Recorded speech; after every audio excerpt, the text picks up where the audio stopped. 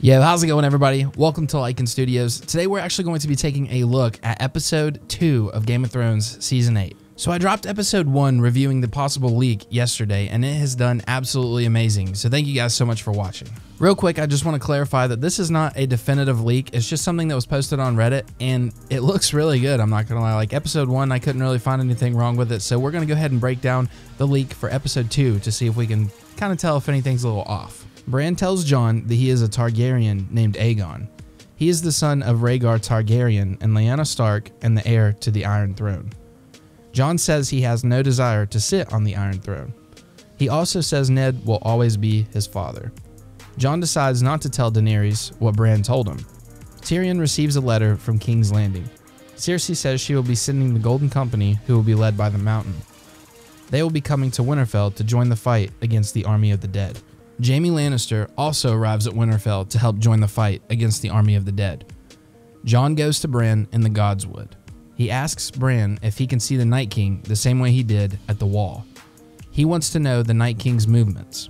Bran wargs into some crows and we follow them up north.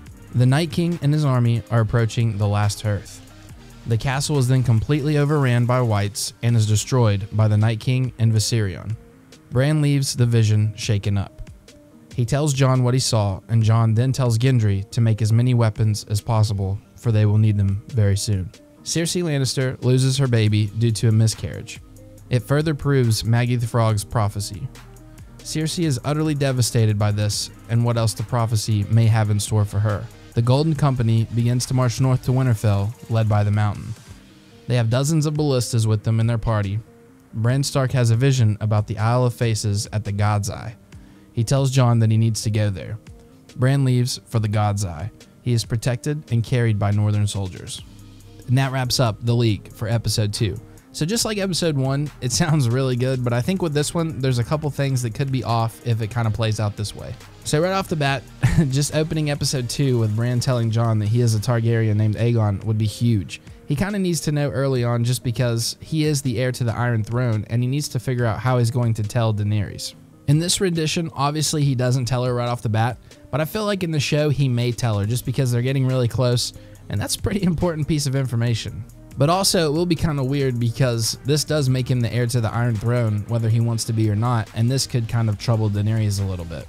So after he decides not to tell Daenerys what Bran told him, it says that Tyrion receives a letter from King's Landing saying that Cersei will be sending the Golden Company, led by the Mountain, to help them fight. Now I think in the show they will be getting a letter just because Cersei will want to let them know that she has people on the way, but I don't think it's going to be led by the Mountain. That just kind of seems like a really risky move for Cersei to send her main bodyguard with everything that's going on right now.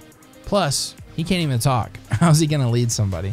Nah, that doesn't really have anything to do with it, but I don't know. At the same time, it could be her just showing that she is 100% in, just trying to fool them by sending her best bodyguard. So it could play out that way.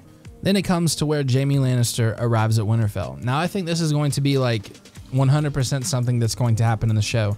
Jaime Lannister and Cersei are kind of starting to divide a little bit, and this shows, just like we talked about in the previous episode, that he knows what's up. He knows that he needs to go take out the Army of the Dead because that is the main focus. How can they fight amongst each other if all of them end up dead anyways? So then next, Jon decides to talk to Bran in the Godswood and asks if he can see the Night King the same way he did at the Wall.